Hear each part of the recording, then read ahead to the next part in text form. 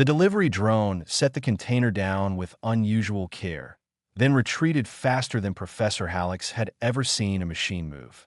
Red warning symbols covered every surface of the metal box, each one more dire than the last. 17 biohazard classifications. Hallex counted them twice with mounting dread. Professor, you need to see this. His assistant Rella backed away from the scanning screen, her faceplates shifting to a pale blue that meant fear among her species. Hallex approached the monitor and felt his 4 hearts skip in unison. The scan showed a plant structure, but calling it just a plant seemed inadequate. Vorentine snapped jaw. He had only seen one once before, behind 6 layers of reinforced glass at a military research station. That specimen had killed 2 handlers before they managed to space it. How did this get here? Hallex's voice came out higher than intended. Smuggler intercept at the border station. They flagged it for xenobotany research instead of immediate destruction. Rella was already putting on her coat. I'm calling in sick for the rest of the term. You cannot just leave. Watch me. The laboratory emptied in under 4 minutes. Hallex stood alone with the container and his growing sense of professional obligation fighting against basic survival instinct. The university had tasked him with cataloging dangerous specimens. This was literally his job. He just wished his job didn't involve things that dissolve flesh on contact. He activated the isolation field and unsealed the container using robotic arms from behind a blast shield. The plant unfurled like something from a nightmare. Deep purple leaves lined with what looked like teeth. Tendrils that moved with predatory intelligence. The central pod pulsed with bioluminescent patterns that made Hallex's head hurt if he looked too long. A scanning probe extended toward the specimen. The snapjaw struck faster than the sensors could track. The probe disappeared into the central pod with a wet crunch. Acid hissed. Metal screamed. 3 seconds later, only a smoking stub remained. Beautiful, Hallex whispered, then immediately felt foolish for admiring something so deadly. The security system activated automatically. Containment fields snapped into place with a sound like cracking ice. Neutralization drones emerged from ceiling compartments, their weapon systems tracking the plant's every movement. The snapjaw seemed to sense them. Its tendrils coiled defensively, and the bioluminescent pulses increased in speed. Hallex pulled up the data file. Native to Vorentine Prime, a death world where everything had evolved to kill everything else. The snapjaw was apex among plants. It hunted. It planned. 3 documented cases of the species breaching containment by deliberately triggering security responses, then exploiting the chaos. Intelligence estimates suggested problem-solving ability comparable to predatory mammals, banned on 340 worlds. Possession carried mandatory imprisonment on most civilized planets. The diplomatic incident this could cause made Hallex's stomach churn, his communicator buzzed. The dean wanted a status report. Hallex stared at the plant and wondered how to explain that their prestigious university was now home to botanical terrorism. The laboratory door opened. Hallex spun, ready to order whoever it was to evacuate immediately. Instead, he found Owen Bailey, the human exchange student, standing in the doorway with a mug of something steaming in one hand and a datapad in the other. The human wore casual clothes, completely unprepared for a biological crisis. Hey, Professor, what's all the excitement about? Owen walked closer, seemingly oblivious to the flashing warnings and armed drones. Stop. Do not come any closer. Hallex extended 2 arms in a warding gesture. There is a Class 7 biological threat in active containment. Owen peered around him at the isolation field. The snapjaw immediately oriented toward this new presence, tendrils extending until they pressed against the energy barrier. The human tilted his head, studying the plant with casual interest. Huh, kinda looks like okra. Hallex blinked all 6 eyes in sequence, a Centaurian expression of complete bewilderment. Okra, yeah, vegetable. Gets all slimy when you cook it. My grandma grows it back in Tennessee. Owen stepped closer to the containment field. The snapjaw tracked his movement, tendrils weaving hypnotic patterns. This one's got more teeth, though. That is a Vorentine snapjaw. It has killed 17 documented victims. Its toxins can dissolve most organic matter in under a minute. The spores can remain viable for decades. Please back away slowly. 17? That's it. Owen sipped his drink. We've got plants back home way more dangerous than that. Hallex felt certain this was human bravado, the kind that got their species killed in statistically improbable ways. I find that difficult to believe. Seriously, poison ivy will make you wish you were dead for weeks. Giant hogweed can blind you permanently. There's this tree called manchineal where even standing under it in the rain will burn your skin off. My cousin touched one in Florida and had to go to the hospital. Owen gestured at the snapjaw with his mug.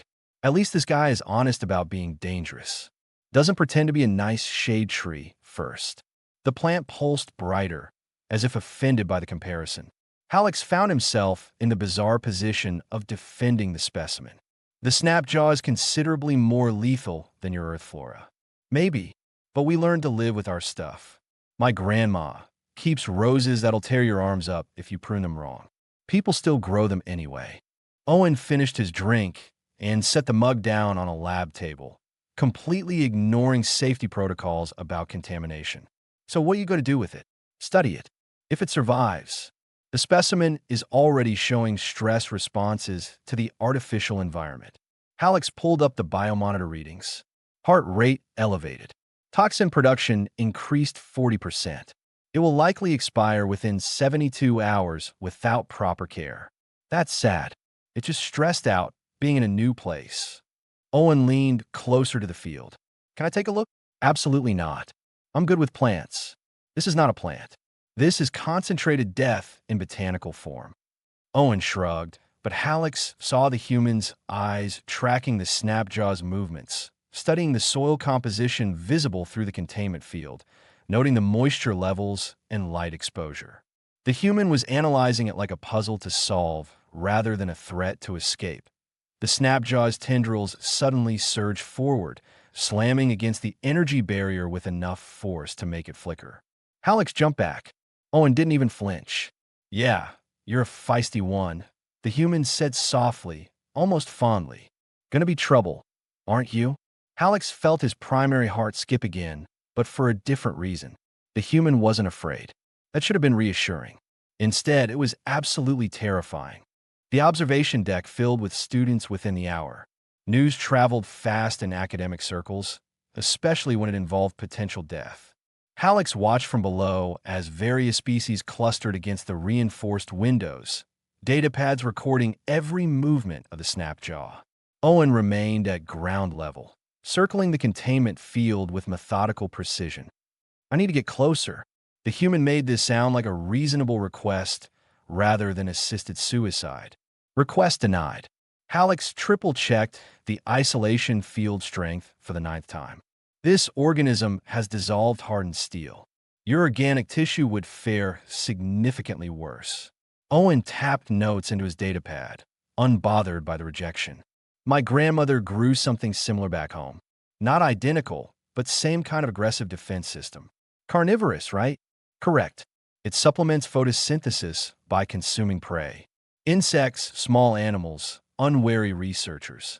Hallex gestured at the files floating above his terminal.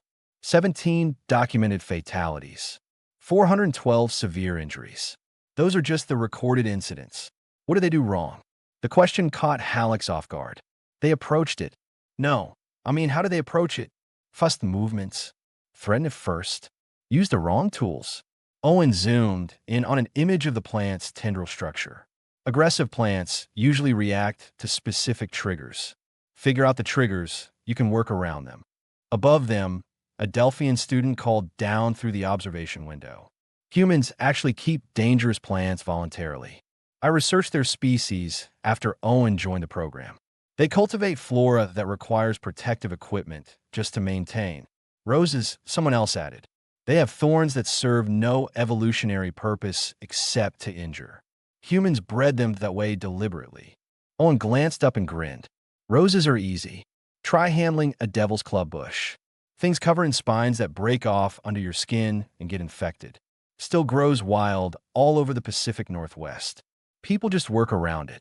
Hallex felt his understanding of human psychology deteriorating rapidly. Why would evolution produce a species that tolerates such botanical hostility? Because Earth didn't give us much choice. Owen returned his attention to the snap jaw. You adapt or you die. We adapted, learned which plants were worth the effort and which weren't. The snapjaw chose that moment to demonstrate why it fell into the latter category. Its central pod opened wider than Hallex had seen before, revealing rows of thorn-like structures dripping with luminescent fluid. The toxin analysis updated automatically. Revised lethality estimate: 97% fatal on contact for most known species.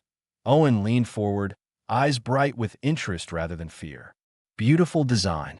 The thorns probably inject the acid directly, speed up breakdown of larger prey.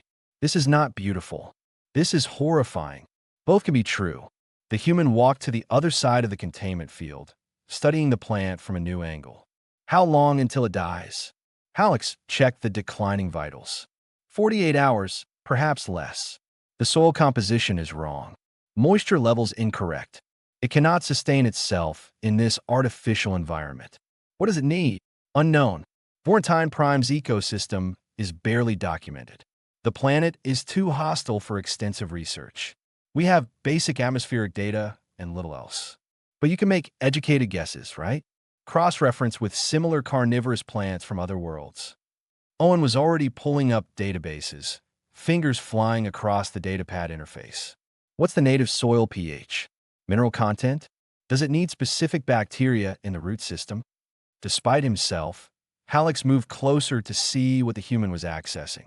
Owen had overlaid data from 6 different Death World ecosystems, looking for common factors.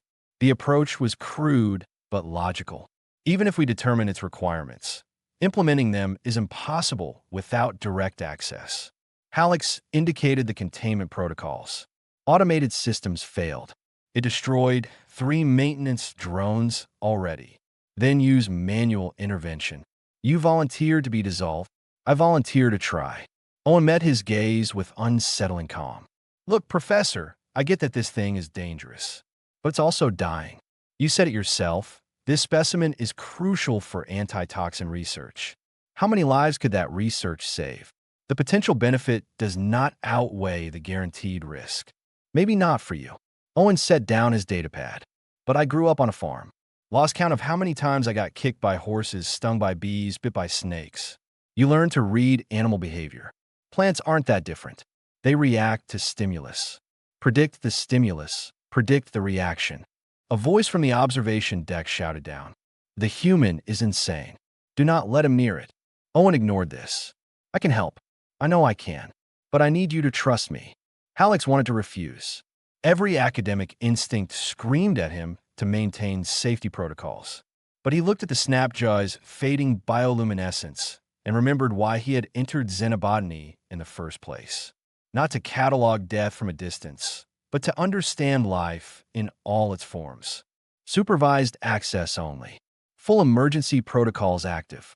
Medical team on standby. He began entering override codes with trembling hands. And if you die, I will ensure your academic records reflect your poor judgment. Owen laughed. Fair enough. The process took 30 minutes. Medical personnel arrived with enough equipment to handle a small war. Security doubled the drone presence. Hazmat teams positioned themselves at every exit.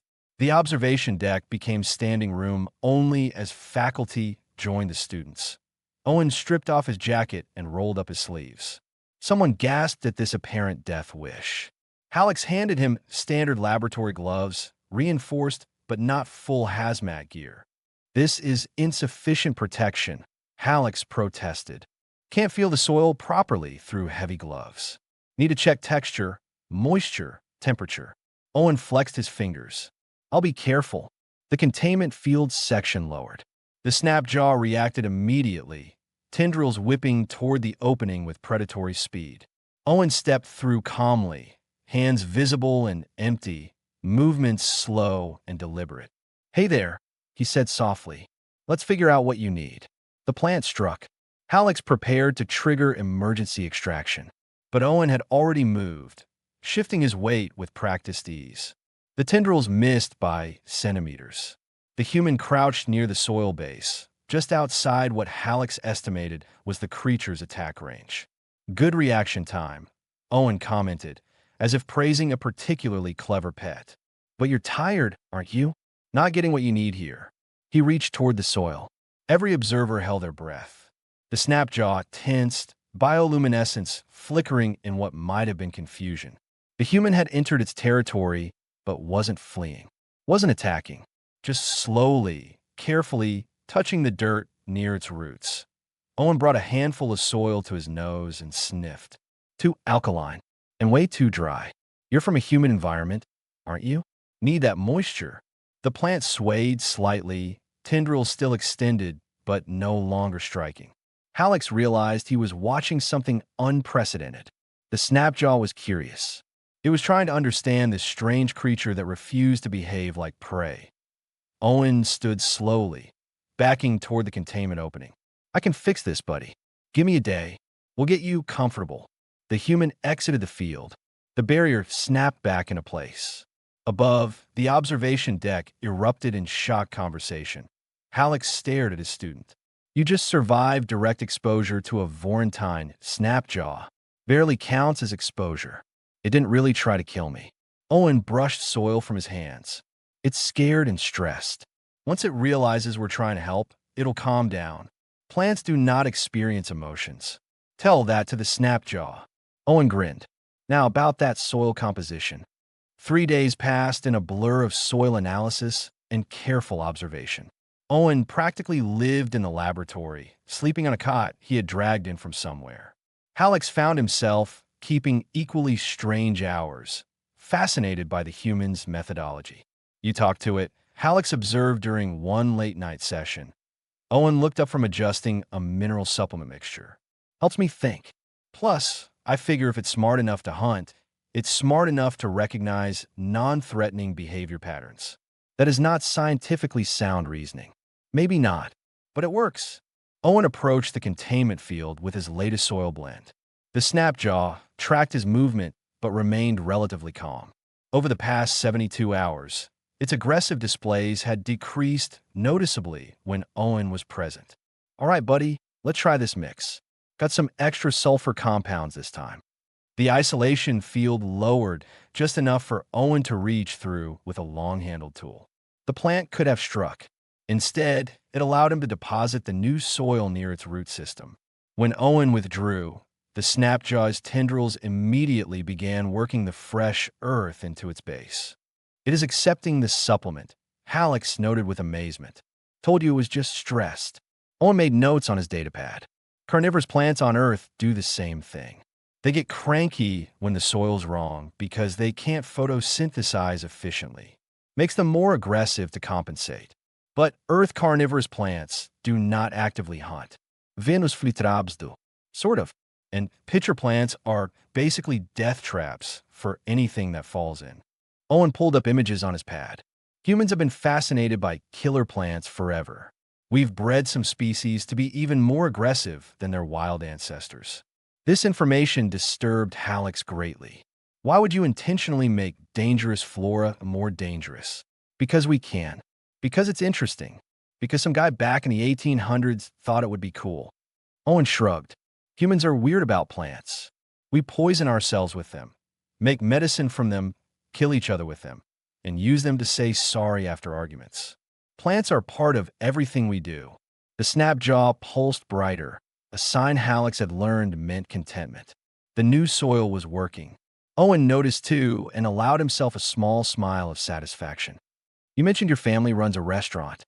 Hallex asked, curious about the context Owen had mentioned earlier. Farm-to-table place. We grow most of our own ingredients. My grandmother basically built the whole operation from scratch. Owen's expression softened with obvious affection. She taught me that every plant has requirements. Meet those requirements, and even the difficult ones become manageable. Ignore them, and even easy plants die. Did she teach you about plants like this? Not exactly, but principles are the same. Figure out what it evolved for, what conditions it expects, what stresses it responds to. Owen counted off on his fingers. This guy evolved on a high-humidity death world with acidic soil and probably lots of competition for resources. So it developed extreme defensive mechanisms and efficient hunting strategies. That analysis is remarkably accurate considering we have limited data on Vorntime Prime. Context clues. Look at the structure. Owen pointed at the Snapjaw's various features. Those tendrils are designed for humid air. See how they're slightly porous? In dry conditions, they desiccate. The bioluminescence probably attracted prey in low-light conditions, which suggests dense canopy coverage. And the acid production is super efficient, which means it needed to break down food fast before competitors moved in. Hallex felt his respect for the humans' observational skills increasing. You should consider xenobotany as a primary field. Maybe. Right now I'm more interested in xenoquizin. Owen caught Hallex's expression and laughed. Relax, Professor. I'm not going to eat your research specimen. The thought had not occurred to me until you mentioned it. Now, I am disturbed. Fair. Owen checked the Snapjaw's vitals on the monitor. All readings had stabilized in the healthy range. You know, back on Earth, there are tons of plants that are technically poisonous, but humans figure out how to eat them anyway. Why would you consume poison? Because it tastes good? Or it's nutritious? Or sometimes just because it's there and we're hungry? Owen pulled up another database. Cassava root is full of cyanide compounds. Processing it wrong can kill you. But it's a staple food for over 500 million humans. Rhubarb leaves are toxic, but the stalks are fine if you cook them right. Kidney beans need to be boiled at specific temperatures, or they'll make you sick. This seems unnecessarily complicated. Humans are unnecessarily complicated. We take simple things and make them harder for no good reason. Owen approached the containment field again, this time carrying a water mister. But we also take hard things and figure out how to make them work. Like this guy. He activated the mister, creating a fine humid cloud inside the containment area. The Snapjaw's response was immediate and dramatic. Its tendrils extended fully, leaves spreading to catch maximum moisture. The bioluminescence shifted to a warm amber color. It is pleased, Hallex said, startled to be ascribing emotions to a plant. Very pleased. Look at how it's opening up. This is what it needed all along. Owen increased the humidity gradually, monitoring the plant's reaction. Probably used to getting moisture from fog or morning dew on Vorntime Prime. Over the next hour, they fine-tuned the environment together. Hallex provided scientific measurements, while Owen interpreted the plant's behavioral responses. The Snapjaw became increasingly calm, its aggressive posturing completely absent. I want to try something, Owen said eventually. That phrase from you causes me significant anxiety. Nothing dangerous. Just trust building. Owen entered the containment area again, moving with his characteristic slow confidence. The Snapjaw oriented toward him, but made no aggressive movements. He crouched at the edge of its attack range and simply waited. What are you doing? Hallex asked, letting it get used to me. Same thing you do with a nervous animal. It is not an animal. Tell that to the Snapjaw. They sat in silence for nearly 20 minutes. Hallex reviewed research data, while Owen remained motionless near the plant. Gradually, almost imperceptibly, the Snapjaw's tendrils lowered their defensive posture. One tendril extended slowly toward Owen, moving with exploratory caution rather than predatory intent. Do not move, Hallex warned. Wasn't planning on it. The tendril touched Owen's shoulder, light as breath. The plant paused, as if processing this new information. Then it withdrew, curling back to a neutral position. Owen stood carefully. We're good. It knows I'm not food, and I'm not a threat. How can you possibly know that? Because I'm still alive. Owen exited the containment field, looking pleased with himself. Give it another week of proper care, and you'll be able to work with it directly. No automation needed. That seems optimistic. That's humans for you. Optimistic to the point of stupidity. Owen stretched, joints popping. But seriously, Professor, this plant isn't your enemy. It's just trying to survive, same as anything else. Hallex looked at the Snapjaw, now resting peacefully in its properly configured environment. The human was right. Stripped of context, removed from its native ecosystem, the plant had simply been desperate, Owen had recognized that desperation and responded with understanding rather than fear. Your grandmother sounds like a wise woman, Halleck said quietly. She is. She'd probably love this guy. Try to figure out if the leaves are edible. Please tell me you were joking. Owen's grin suggested he was not entirely joking. Halleck decided not to pursue that particular line of inquiry. Some things were better left unknown. The question came 2 weeks after the Snapjaw's successful stabilization. Owen was performing routine maintenance, adjusting humidity levels and checking root health. Halleck was documenting the unprecedented cooperation between human and deadly flora when curiosity overcame his better judgment. Is this plant edible? Owen froze mid-adjustment. Slowly, he turned to face Halleck with an expression of delighted surprise. You know, I've been wondering the same thing. I immediately regret asking. No, seriously, it's a valid scientific question. Owen pulled up his datapad, already accessing chemical composition databases. I mean, I'd have to test it properly. But theoretically? Maybe. Halleck felt two of his hearts accelerate while the other two seemed to stop entirely. The toxins alone would kill most known species within minutes. Most toxins break down under specific conditions. Heat, acid, enzymatic action. Owen was fully engaged now, eyes bright with the particular excitement humans displayed when considering possibly lethal experiments. Look at the structure of the defensive compounds. They're protein-based, right? Correct. Complex protein chains that denature cell membranes on contact. Proteins denature under heat. Basic chemistry. Owen pulled up molecular models. If you apply enough thermal energy, those chains break apart. They stop being toxins and become just amino acids. That is a considerable if. Sure, but it's testable. We can run simulations, analyze breakdown points, determine safe consumption thresholds. Owen was already sketching out a research protocol. Humans do this all the time with earth plants. There are dozens of species that went from deadly to delicious once we figured out the right preparation method. Despite his alarm, Halleck found himself intellectually engaged. Provide examples. Kidney beans. Raw ones contain phytohemagglutinin, which causes severe digestive distress. Boil them properly, and they're completely safe. Cassava root has cyanogenic glycosides that break down into cyanide. Process it right, and it's a staple food. Fugu fish is technically not a plant, but same principle. The liver and organs contain tetrodotoxin that can kill you, but trained chefs serve it as a delicacy. Humans consume fish that can kill them. For the novelty, for the taste, for bragging rights. Owen shrugged. Like I said, we're weird about food. If something might be edible, we'll figure out how to eat it. Halleck accessed his own database of human culinary history and immediately wished he had not.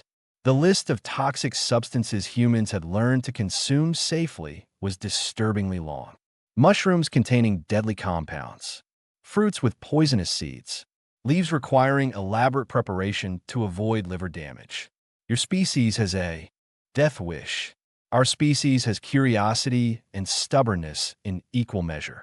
Owen returned his attention to the Snapjaw, which seemed to be following the conversation with its usual unsettling awareness. But I wouldn't just grab a chunk and start cooking. This requires actual research. Over the next week, Owen threw himself into analysis with single-minded intensity. He collected samples with the Snapjaw's grudging cooperation, the plant having learned that minor tissue donation resulted in improved care. Each sample underwent extensive testing. Chemical breakdown under various temperatures, toxin degradation rates, nutritional content post-processing. Halleck found himself drawn into the project despite his reservations. The academic challenge was irresistible. Together, they mapped the exact temperature thresholds where toxic proteins became inert compounds. They identified which plant tissues concentrated toxins and which were relatively benign.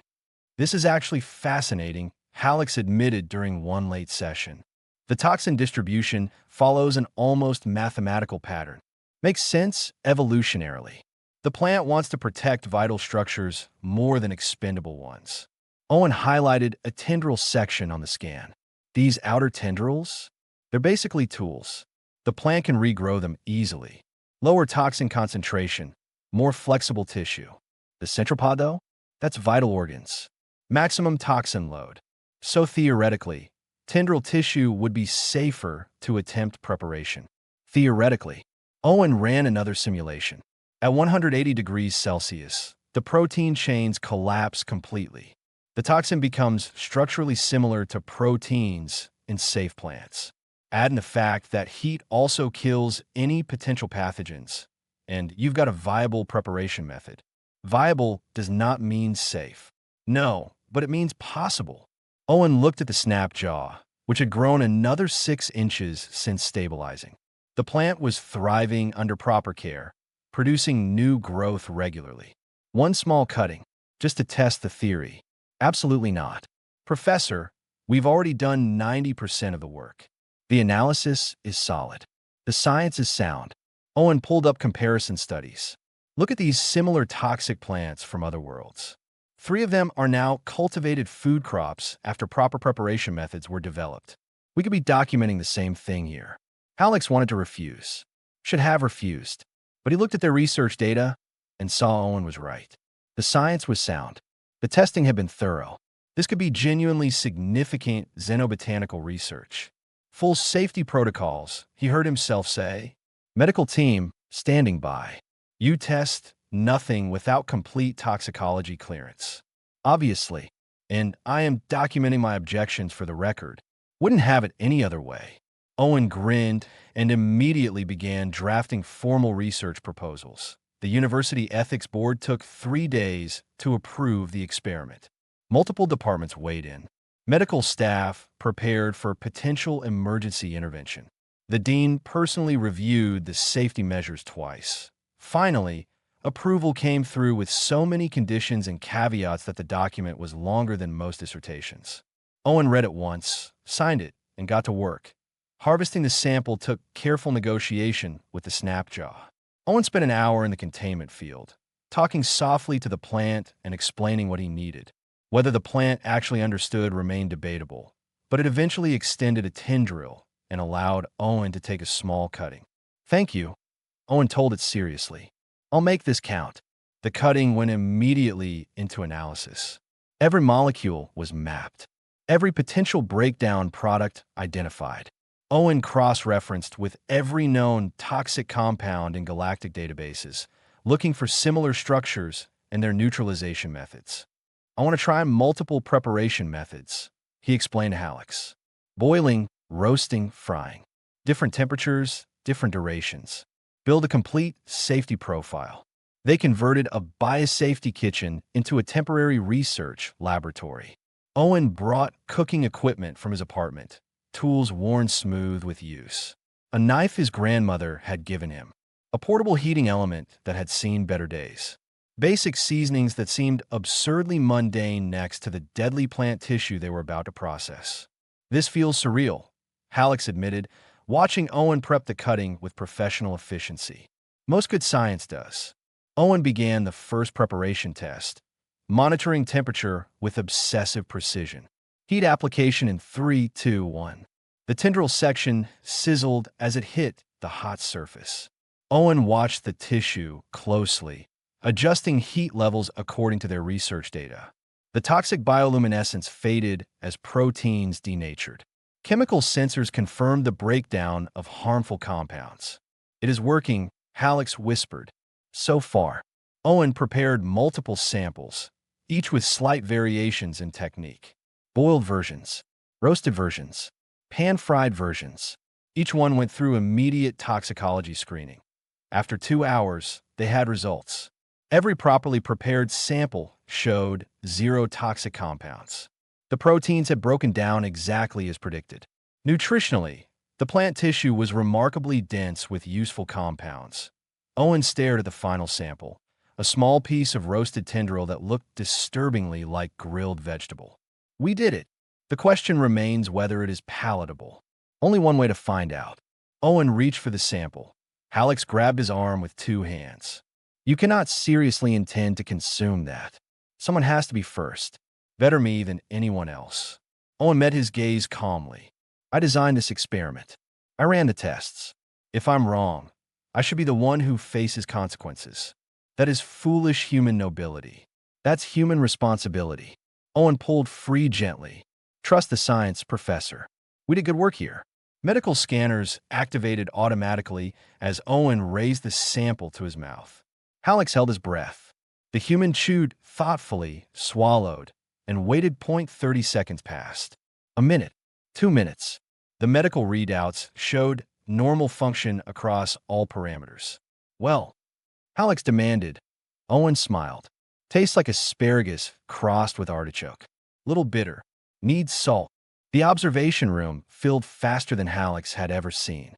Word spread through academic channels with the speed reserved for genuine scientific breakthroughs or spectacular disasters. Faculty from 17 departments crowded against the viewing windows. Graduate students jostled for better positions. Even the dean attended, looking simultaneously intrigued and horrified. Owen worked in the biosafety kitchen below, completely focused on his preparation. He had brought additional samples from the snapjaw, harvested with the same careful cooperation that had become routine between human and plant. The cutting board, knife, and heating elements looked absurdly mundane compared to the deadly biological material being processed. He moves like someone who has done this thousands of times, observed Dr. Wren, the head of biochemistry. His family operates a restaurant, Hallex explained. He has extensive culinary training. For Earth food, presumably, not for plants that dissolve flesh. The principles apparently transfer. Hallex watched Owen segment the tendril tissue with precise cuts, separating the denser core from the more delicate outer layers. Each piece went into immediate chemical analysis before preparation. The human had prepared multiple cooking methods based on the earlier successful test. Boiling at exact temperatures, roasting with controlled heat exposure, pan preparation with minimal oil. Each method was documented with the rigor of a proper experiment, which this technically was. Temperature holding at 185 Celsius, Owen reported, his voice transmitted through the laboratory communication system. Protein denaturation proceeding as expected. Toxin levels dropping to 0 in prepared samples. Medical teams stood ready with enough emergency equipment to handle mass casualties. Security had cleared 3 evacuation routes. Hallex had signed so many liability waivers his secondary hands were cramping. Owen finished the first batch and plated several small portions. Each piece looked surprisingly appetizing, the natural purple of the plant tissue deepening to a rich color under heat. He had added minimal seasoning, just salt and what he identified as black pepper, wanting to preserve the natural flavor profile. First tasting protocol begins now, Owen announced. He took a piece himself, chewed thoroughly, and swallowed. Medical scanners showed normal responses. No toxin absorption. No adverse reactions. The room held its collective breath. 60 seconds. Owen remained standing, looking perfectly healthy. He made notes on his datapad. Flavor profile is complex, he reported. Initial bitterness gives way to umami notes. Texture similar to cooked asparagus, but firmer. The roasted version has slight caramelization. Definitely edible. Actually pretty good. Hallex felt his professional skepticism warring with the undeniable data. Every sensor confirmed Owen's safety. The science was sound. The human had successfully rendered deadly alien flora into food. I am coming down, Hallex declared. The observation room erupted in protest and excitement. Several faculty members followed him.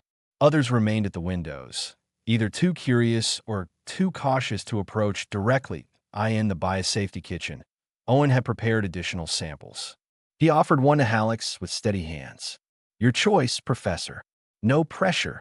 Hallex looked at the small piece of prepared snapjaw. 2 days ago, tissue from this plant could have killed him in under a minute. Now it sat on a clean plate, looking harmless. The intellectual leap required was dizzying. The toxicology is confirmed, he asked for the 7th time. Completely clear. The proteins broke down exactly as predicted. What you're holding is nutritionally dense plant matter, nothing more. Hallex picked up a sample with trembling hands. His 4 hearts beat in syncopated rhythm. He placed it in his mouth, chewed once, twice, and swallowed. The flavor hit immediately.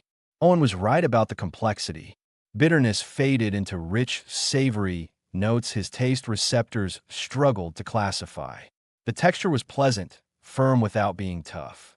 He waited for pain, for burning, for the inevitable toxin response. Nothing happened. He remained perfectly healthy. "It is good," Halleck said, shocked by his own words. "It is actually good." Owen's grin could have lit the laboratory. "Told you." Dr. Wren descended from the observation room next, followed by 3 brave colleagues. Each approached the prepared samples with varying levels of trepidation. Each tasted. Each survived. Each expressed surprise at the favorable flavor. "This could revolutionize xenobotanical research," Wren said, taking detailed notes. "How many other specimens have we classified as too dangerous to study properly?" "Dozens at least," another professor added. "Possibly hundreds if we expand to flora we've never even attempted to bring into laboratory settings." Owen prepared more samples as word spread. Within an hour, 20 faculty members had tasted properly prepared snapjaw tissue. Medical monitoring confirmed 0 adverse reactions across all species present. The biosafety kitchen became an impromptu tasting room. Scientists discussing flavor profiles and preparation techniques with the same intensity they usually reserve for theoretical debates. The snapjaw itself seemed to observe the proceedings with its characteristic awareness. Owen had positioned a monitor showing the containment lab, and the plant oriented toward it as if watching the chaos its tissue had inspired. "Do you think it understands?" Halleck asked quietly. "I think it knows something unusual is happening." Owen glanced at the monitor. Plants on Earth respond to stimulus in ways we're still discovering. Cooperation, chemical communication, even something that looks like memory. Why should alien plants be less sophisticated? That is a disturbing philosophical question. Most good questions are. The dean approached their station, looking thoughtful rather than alarmed. "This research needs formal documentation. Full papers, replicable methodology, safety guidelines. If we are suggesting that Class 7 biological threats can be safely processed, we need ironclad protocols." "Already drafting them," Owen confirmed. "Full breakdown of temperature requirements, toxin degradation rates, preparation safety measures.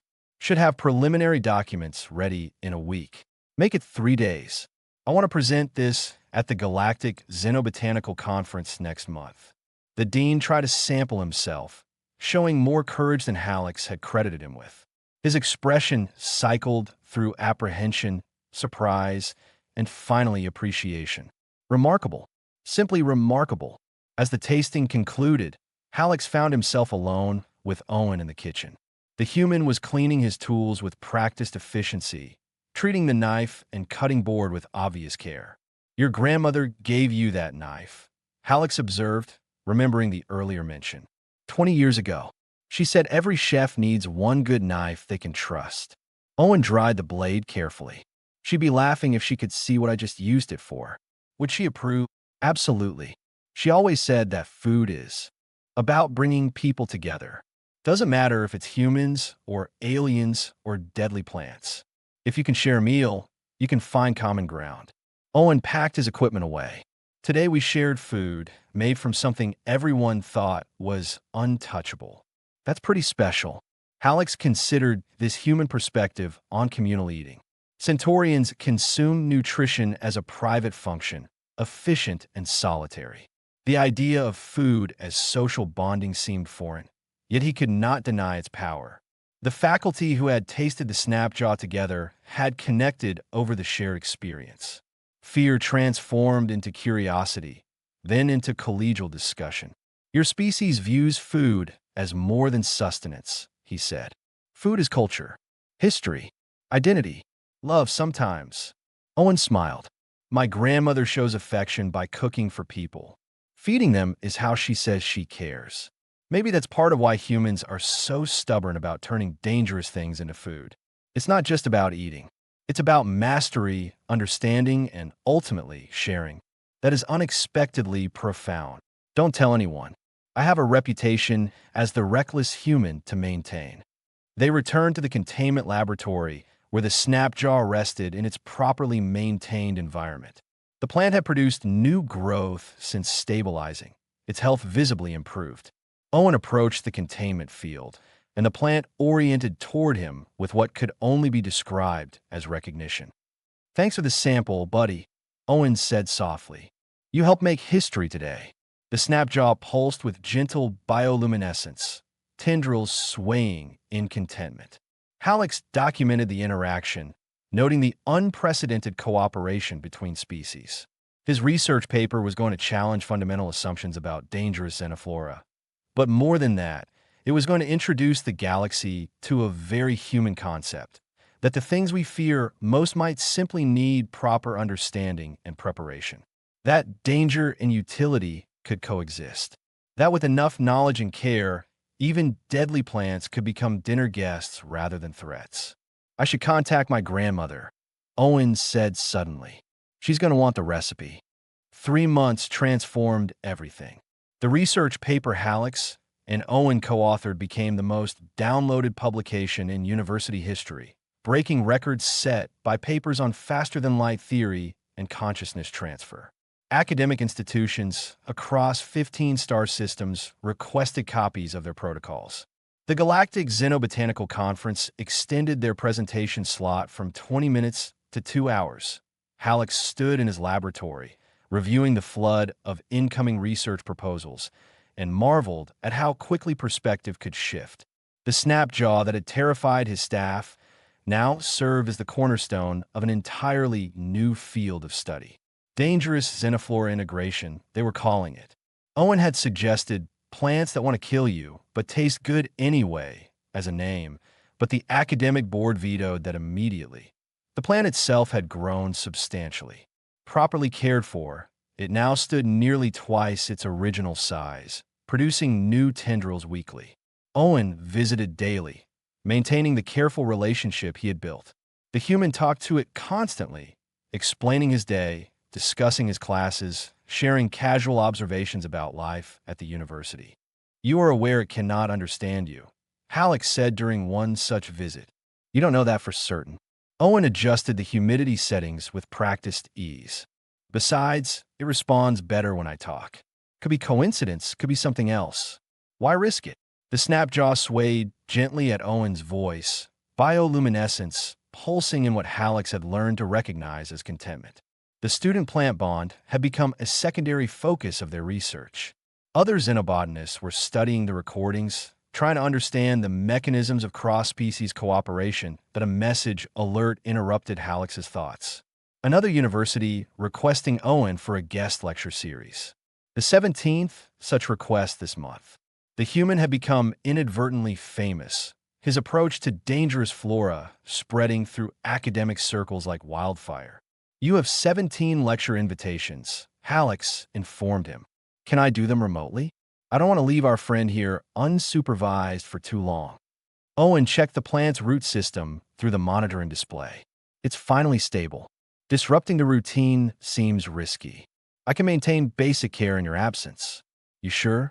Last time you tried to adjust the pH levels, it got cranky." Hallex recalled the incident with embarrassment. The snapjaw had indeed reacted negatively to his ministrations, tendrils lashing aggressively until Owen returned and calmed it. The plant had imprinted on the human in ways that continued to baffle xenobotanical theory. "Perhaps I will hire an assistant," Hallex conceded. The laboratory door opened to admit Dr. Wren and 2 colleagues from the agricultural development sector.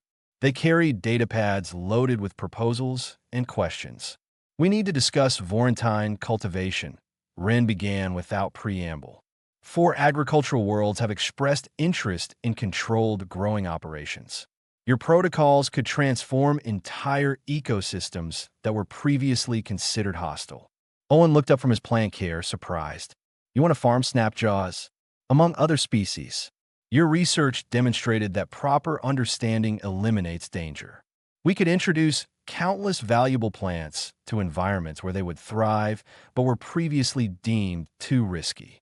Wren pulled up holographic displays of barren worlds. "These planets have the right conditions for aggressive xenoflora, but lack native ecosystems. Human-style cultivation could make them productive. That would require extensive safety training," Hallex cautioned. The preparation methods must be followed exactly, which is why we want Owen to head the training program. Rin turned to the human. 6-month contract, full faculty position, your choice of research assistants. Teach our people how to think like you do about dangerous plants. Owen blinked. I'm still a student. You are the foremost expert on dangerous xenoflora integration in known space. Student status is a technicality. Rin smiled. Besides, you will be teaching practical application, not pure theory. Your skill set is unique. Hallex felt conflicting emotions. Pride that his student had achieved such recognition. Concern about losing his research partner. Curiosity about what Owen might accomplish with proper resources and authority. I need to finish my degree, Owen said slowly. Your current research counts as your thesis. The board already approved it. Rin pulled up official documentation. You have enough credits. You could graduate next month if you choose. The human looked at the snap jaw, then at Hallex, then back to Rin. Can I think about it? Of course. But do not take too long.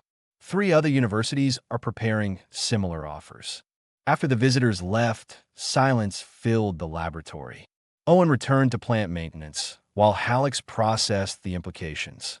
The human had arrived as an exchange student interested in alien cuisine. In less than 6 months, he had revolutionized an entire field of study. You should accept, Hallex said quietly. This opportunity is extraordinary. What about our research here? The snapjaw needs consistent care. I will manage. You have taught me adequately, despite my earlier failures. Hallex approached the containment field. This plant survives because you understood what others feared. Imagine how many other species need that same understanding. How many worlds could benefit from your perspective? Owen was silent for a long moment. It feels weird leaving, like I'm abandoning a project halfway through. You are not abandoning anything. You are expanding it. Hallex pulled up the flood of research requests still arriving daily. Look at this. Universities studying plants they previously classified as impossible to work with. Agricultural programs reconsidering entire categories of xenoflora. You started something significant, Owen, but it should not end with one plant in one laboratory. The snapjaw pulsed brighter, as if agreeing. Owen laughed and shook his head. Even the plant thinks I should go. The plant recognizes that your talents are wasted on single specimen maintenance. That's a very generous interpretation of plant behavior. They worked together in comfortable silence for another hour, finalizing care protocols and documentation. Hallex watched Owen interact with the snapjaw and recognized something profound. The human did not see a deadly organism requiring containment. He saw a living thing requiring understanding. That fundamental difference in perspective was what made his approach so revolutionary. I have a question, Owen said eventually. Why did you let me try in the first place? That first day, when I wanted to enter the containment field. You could have refused. Should have refused, really. Hallex considered this. Because you were not afraid. Or rather, you were afraid, but approached anyway. I spent my career studying dangerous specimens from safe distances, and it yielded limited results. You walked up to the deadliest plant in my laboratory and saw a problem to solve rather than a threat to avoid. I wanted to understand that perspective. And do you? Understand it. Somewhat. Humans evolved on a world that challenged you constantly. You learned to engage with danger rather than retreat from it. That engagement became cultural, psychological, fundamental to your species' identity. Hallex gestured at the thriving snapjaw. You turned this plant from a specimen to a colleague. That is not something my species would naturally conceptualize. It's not that complicated. Everything alive wants basically the same things. Food, water, safety, comfortable environment. Once you figure out what something needs, the rest is just patience and respect. You make it sound simple. Most things are simple. We just make them complicated by overthinking. Owen grinned. Though I guess that's rich coming from the guy who wanted to eat the deadly alien plant. The communications system chimed. The dean requesting a meeting. More universities with proposals. A terraforming company asking about consultation contracts. Owen's life was about to accelerate in directions neither of them had anticipated when he first walked into the laboratory 3 months ago. Whatever you decide, Halleck said, document everything. Write detail guides. Make your knowledge accessible. He paused, then added more softly, and perhaps visit occasionally. I suspect our friend will miss your conversations. Owen looked at the snap jaw, which had oriented all its tendrils toward him in obvious attention. I'll visit, and I'll make sure whoever takes over my care duties knows the routine. Plants need consistency, as do professors who have grown accustomed to their research partners. They spent the evening finalizing transition plans and reviewing protocols. The snapjaw seemed to sense change coming, its bioluminescence patterns shifting to colors Halleck had not seen before. Whether this indicated distress or merely awareness remained unclear. As Owen prepared to leave that night, he paused at the laboratory door. You know what my grandmother would say about all this? I cannot imagine. She'd say that the best recipes get shared. That keeping knowledge to yourself makes it stale. You have to pass it on, teach others, let it grow beyond you. Owen smiled. I think she'd be proud. Of both of us. Halleck watched him go, then turned to the snapjaw.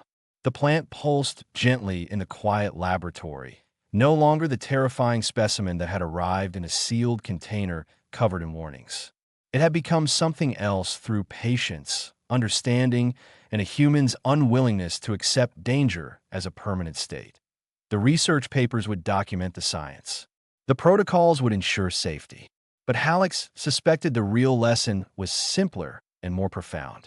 Fear was not overcome through distance and containment.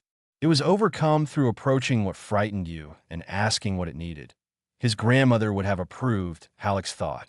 Even if he had never met the woman, he understood her philosophy now. Food was love. Understanding was respect. And sometimes the deadliest things in the universe just needed someone brave enough to figure out the